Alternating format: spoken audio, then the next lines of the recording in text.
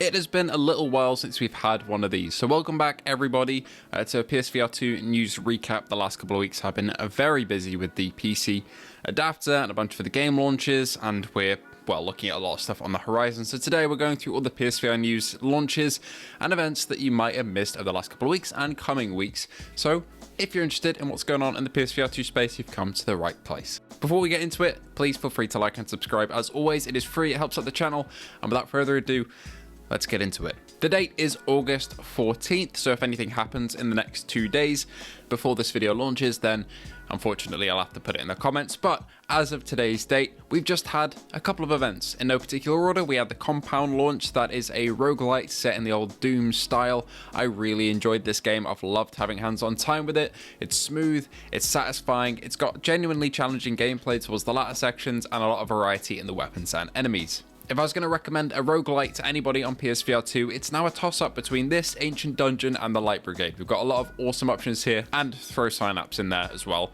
even though it is a little shorter in terms of content. But there's a load of awesome options for PSVR2 now, and Compound solidified itself among those greats. And if you're a roguelite fan, or not even a roguelite fan, but a fan of the Doom style of gameplay, this will be right up your street.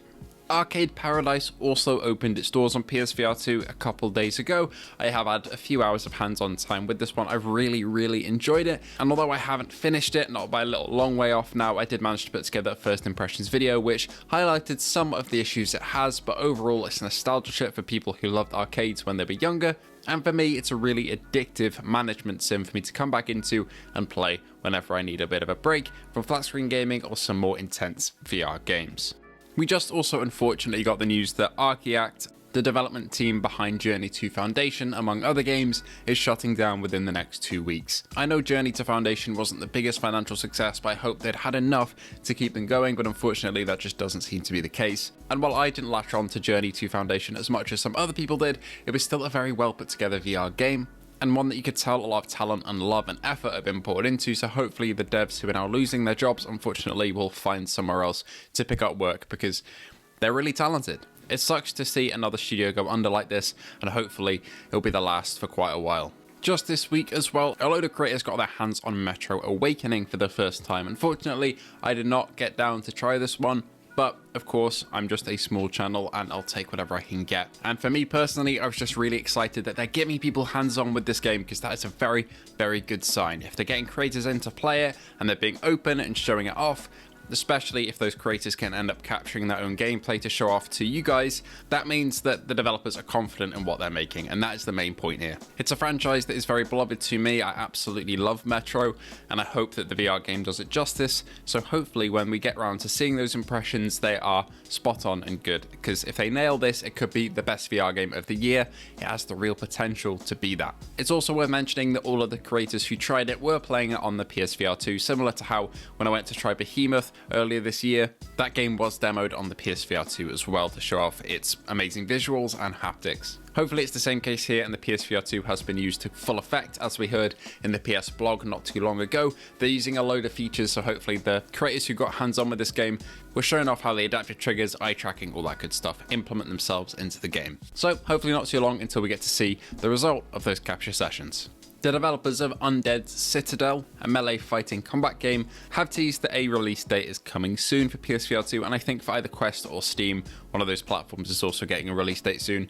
So hopefully not too long to wait. This one was announced way before PSVR2 even launched. I remember it being talked about, and I think it's been in early access for a little while, but the 1.0 release I'm assuming is coming around soon if we're getting a release date for PSVR2. This one has been highly praised by quite a lot of people, and looks to be a great addition to the Melee Combat Collection on PSVR2, so whenever that rolls around, I'll be right on to pick it up. But we're getting a release date announcement fairly soon. The VR game Toy Trains also got a permanent price drop by about £5, I think from £20 to £15.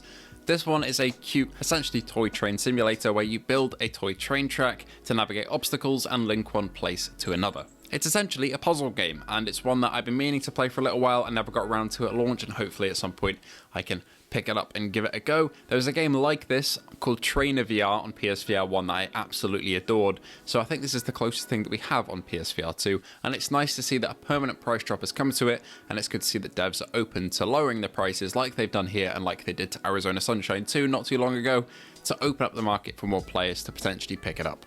Metal Hellsinger also got a release date of October 3rd, which is awesome to see. This one is a VR rhythm game where you fight demons and kill enemies, a bit in that Doom style again, and I always get confused between this one and Hellsweeper VR, but this is a very different game as you fight to the beat. The flat screen game is highly praised, so hopefully the VR port comes out just as well. Of course, we got the PSVR2 PC adapter as well. That has been the talk of the town for a little while, and for good reason. It's been wonderful to try out PC VR games on the OLED panel of the PSVR2 and with the Sense controllers, and despite some troubleshooting issues at the start, everything seems ironed out for most people now, and we've all been loving it. I've been enjoying a replay of Half-Life Alyx, jumping into Blade and Sorcery pretty much every day, and I must admit most of my VR time has been spent on Steam VR this month compared to PSVR2 on PS5, although there's always a place for Gran Turismo Sim Racing that I've been doing quite often this month, but most of my time has just been testing out so many Steam VR games on PSVR2 and seeing how they run. So there's a couple more of those to come in the future in terms of those videos of trying out different games. There's always going to be content on the PC VR side of things now whenever things get a little dry on the PS5 side. And I think ultimately the adapter is a very nice complement to the PSVR2 to be able to plug it in and just get going and not have to carry two headsets around with me essentially when I'm traveling as well, which is amazing. So overall, really enjoyed that. That's come out in the last week or so and been absolutely wonderful. We also finally got release dates for some very much anticipated VR games, the first one being Skydance's Behemoth on November the 14th. Previously had it pinned for October, but we're now on November, which is around my birthday actually, so that'll be a late birthday present. Thank you, Skydance. But yeah, November 14th for Skydance's Behemoth. I played this one, it's fantastic, and I cannot wait for the full game. And we also got a release date for Alien Rogue Incursion. I thought it'd be fairly soon because of the film coming out, but it's coming out in the later part of the year, in December the 19th. So very close to Christmas, will be a good Christmas present for people who are into the Alien series. I'm very excited for it. That's going to be one from Servios, the developers behind this one. They've got a decent track record, but they do have something to prove with this one, so all eyes are on them. And finally, it is the VR Games Showcase today. So I'm not sure if I will be streaming this one. If a stream pops up, then yes, I will be doing that, but that's today, and if not, then probably tomorrow I'll put out a video recapping everything that happened in the VR Game Showcase that is related to PSVR2, because I'm assuming there will be some PSVR2 announcements here, definitely. So it is an exciting one, and it's the first of its kind, with hopefully many more to come. A lot of studios are turning up for this, so hopefully we should get some port announcements. I think Flat to VR are showing off some stuff. It's a busy time, and it's only going to get busier towards the end of the year, so thank you all for tuning in. Hopefully the VR Game Showcase is very, very good later today. If you have enjoyed today's video and have learned something new in terms of the PSVR2 news over the last couple of weeks, please feel free to like and subscribe. Tell me what you're most excited for in the future. Thank you all for watching. Thank you to our patrons and YouTube members: Luke Bentley, Phil Irving, Hazit Mirza, Ace Gamer, Hippie Pickle, Jin007, A License to Chill, Fat Controllers, Lamar Hall, Jordy Bansma, Lemon64K, and Jason Parker. If you want to join the Patreon or YouTube membership, all those links are down below. Thank you all for watching once again, and I'll see you all in the next one.